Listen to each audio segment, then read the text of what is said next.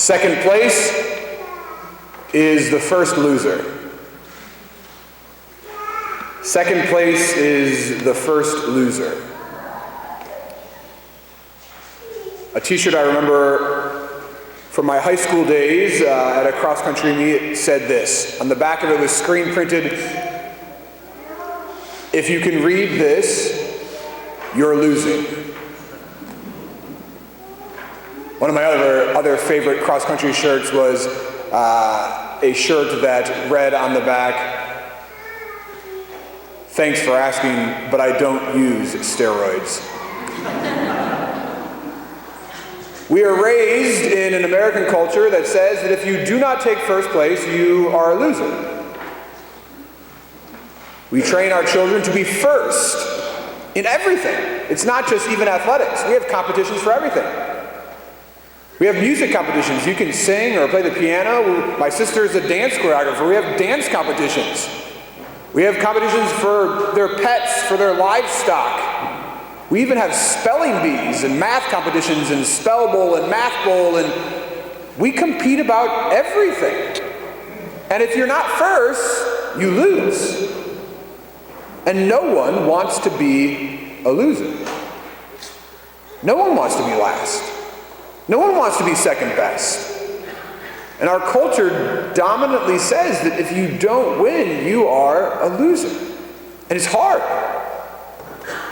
It's very hard. It doesn't end when our children graduate from high school or elementary school.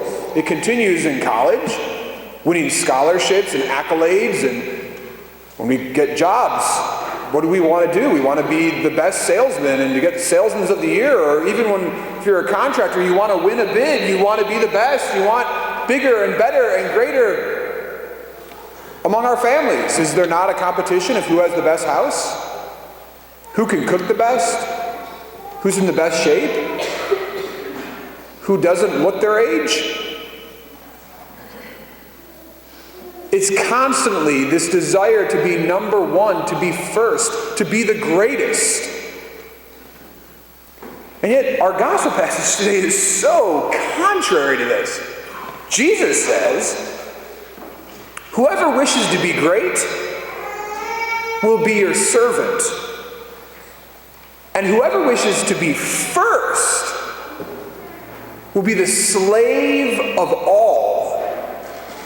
For the Son of Man did not come to be served, but to serve, and to give his life as a ransom for many." How does Jesus say that one becomes great? How does Jesus say that one becomes first? By being a servant. And he uses the radical word of being a slave. Now, this is the first trophy I ever won. 1988, it was a cross-country race. I was in 6th grade. And it started the addiction and the formation that this is what makes a young man great. Trophies. Getting your name in the newspaper. This is what makes you successful. This is what makes you fantastic. I have a box of these in the basement. And I'll be honest with you, they mean nothing. It's a piece of plastic with a bolt in it. With a little, these are the glory days. This actually is metal. Now they're all plastic, but this guy is actually metal. But what is this? What does this mean? Does it mean that I'm great? Does it mean that I'm better than you? Does it mean that I'm fantastic? No. It doesn't. On Friday night, I was up in Indianapolis. I went to the Roncalli East Central football game. For those of you who are East Central fans, it was a pretty rough night. Before the game, I was with the East Central team and had the opportunity to lead the team in prayer. And I was talking to a few of the coaches, and we were just talking about coaching in general and what have you. And one of the coaches who's been around for quite some time, we were just talking about why we do what we do and why we coach, and he looked at me and he said, you know, my first few years as a coach, he said, it was really all about me. I wanted the boys to win. I wanted them to be great. He said, but after we won a state championship, the next day I still felt empty. It didn't change anything. He said, it's different now. He said, now I really tried to help the boys to learn from this, to gain something out of it, because the wins don't always mean anything. After we got stomped by Ron Colley, the same coach actually came up to me and he said, we learn more from losses than we do from wins. Jesus radically says today that we are supposed to be servants and slaves, and only by being servants and slaves will we be great and first. Many of the great theologians say that we should always read the words of Jesus in the context of his time. Well, who did Jesus think was great? Who did Jesus look up to? Who did Jesus see as being first? Well, it wasn't the emperor. It wasn't Pontius Pilate. It wasn't King Herod. Who did Jesus think was great? His mother. His mother. And if you read it in that context, it actually makes perfect sense. Who does Jesus see as being great? Who does Jesus see as being first in his life? His mother. What did his mother choose to do? To be the servant. The servant of who? The servant of God. And to be the slave of God's will.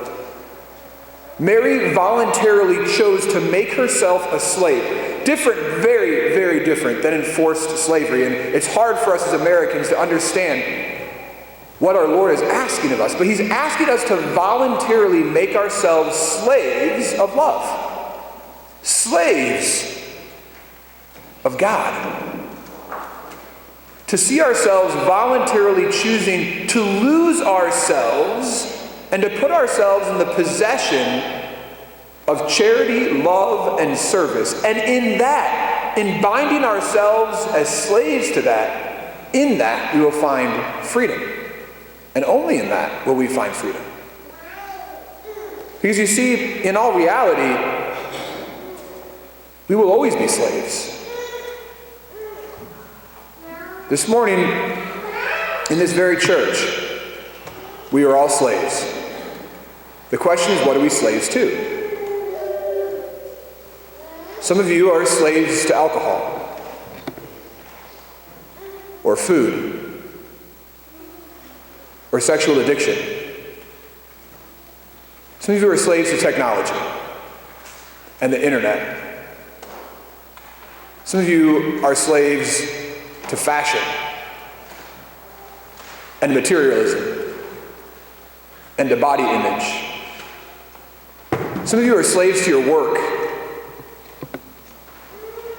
and your profession and the desire for money. We can choose to be slaves to anything. Yet Christ this morning says very clearly that we are called to be slaves of love, slaves of self-donation, slaves of gift. And in that we will find freedom. In voluntarily choosing to make ourselves last and servants and slaves, then we will be great, and only then will we be great. Last week I asked the question. We talked about checkbooks, shoes, and wills. And I asked you to wrestle with where is God in your checkbook, in your closets, and in your will. This week I have a different question. The question is very simple. Who or what are you a slave of? Who or what are you a slave of? Many of the great saints speak about holy slavery. St. Louis Marie de Montfort, one of the great saints of the church, continually preached and taught his people about the importance of becoming a slave of Jesus and Mary, of striving to be like Mary, who was a perfect slave of God's love, of God's will, of God's grace, of God's life, and that we can do the same. We as well can make ourselves volunteer slaves of God. Because if we don't, we will be slaves of this world. St. Louis Marie de Montfort used to say that holy slavery is the surest and easiest way to heaven. I quote, "Holy slavery is the surest and easiest way to heaven." Are you hearing this, people? Raise your hand if you want to go to heaven. Raise your hand if you want the absolute easiest way to get to heaven. St. Louis Marie de Montfort says the surest and easiest way to heaven is by consecrating ourselves as slaves of Jesus and Mary. Sometimes you see people like this wearing chains. I'm actually a really, really bad slave, just so you know. I'm not a very good slave. But I have voluntarily made myself a slave of Jesus and Mary. I was up at the seminary in our archdiocese just this past week, and this movement of becoming slaves of Jesus and Mary instead of slaves of the world has kind of had a rebirth in the church in just about the past 10 years, and many young movements are endorsing this understanding of St. Louis Marie de Montfort of making ourselves slaves of God, slaves of the Immaculate Heart, slaves of the Sacred Heart. What does it mean to be a slave? It means that we give our freedom, we give our will, we give everything over to someone else who is then in charge. As a slave, I'm not in charge of my life. As a slave, I own nothing. As a slave, I am nothing.